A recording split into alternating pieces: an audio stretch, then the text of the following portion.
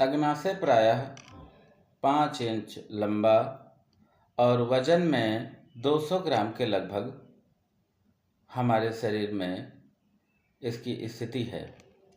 जिस प्रकार लीवर, फेफड़ा, किडनी, स्प्लीन,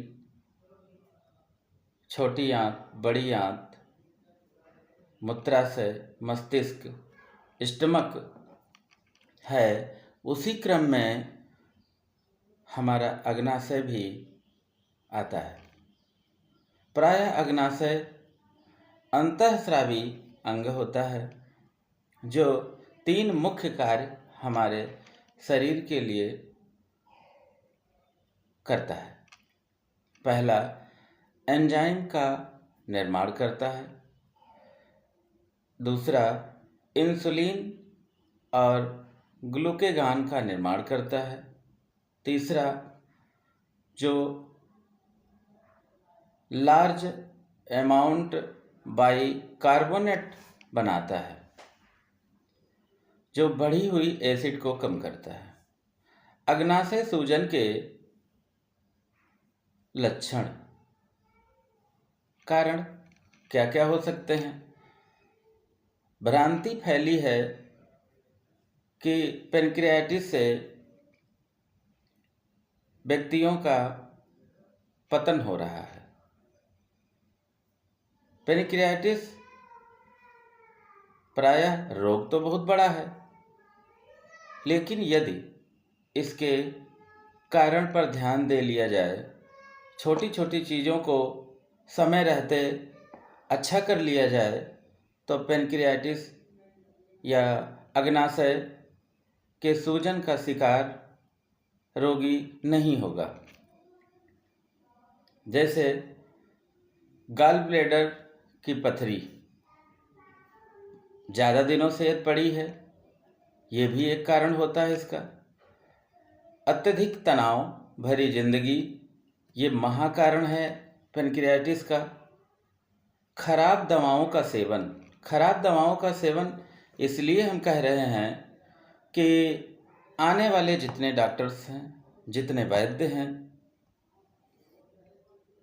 समुचित इलाज, बेहतर डायग्नोस न करके जो दवाएं जिस रोग में चलने वाली हैं वो दवाएं ना दे करके वो अन्य दवाओं का समावेश करके दे देते हैं। इस प्रकार ऐसा होता है कि वह रोग जाता तो है नहीं, दूसरा रोग पनप जाता है। इसके कारण क्या होता है, जो रोग होता भी है वह धीरे धीरे महारूप और विकराल रूप धारण कर लेता है। पुराना अल्सर, पुराना अल्सर महाकारण होता है इसका। और इसका देखा जाए तो अगला जो कारण होता है, पुराना जो बुखार होता है, कभी कभी बुजुर्गों से आप लोगों ने सुना होगा, जिसे काला जार कहते हैं।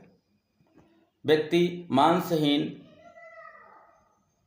मांस की हानि होती है, अस्थि पंजर ही बचता है ओनली। दूसरा, लंबे समय से एसिडिटी का शिकार रहना, ये हमारे भारत की मूल परंपरा एक प्रकार की बन गई है। पुरानी संग्रहणी, संग्रहणी हमारे जो हैं वैद्य लोग जानते हैं संग्रहणी किसे कहते हैं। जो डॉक्टर्स हैं ये कहते हैं आईबीएस।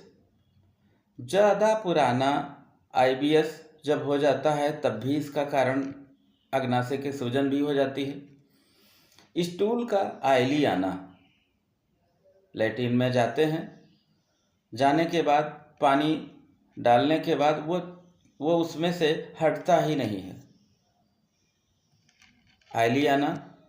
नेक्स्ट है स्टूल में फैट का आना। और एक और मुख्य कारण होता है जिसमें रोगी एक्यूटता उत्पन्न होने के कारण, वो बर्दाश्त न करने के कारण वो चला भी जाता है जिंदगी से।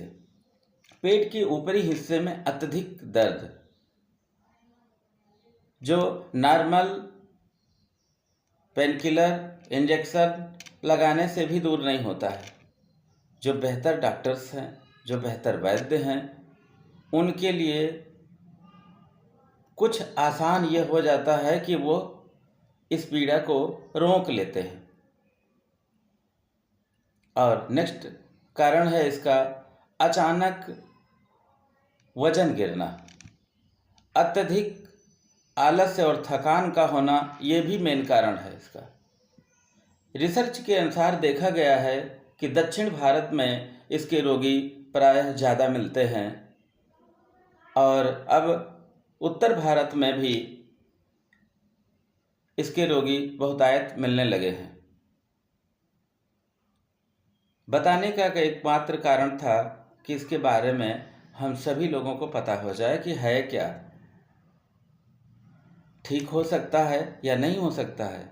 हो सकता है ठीक।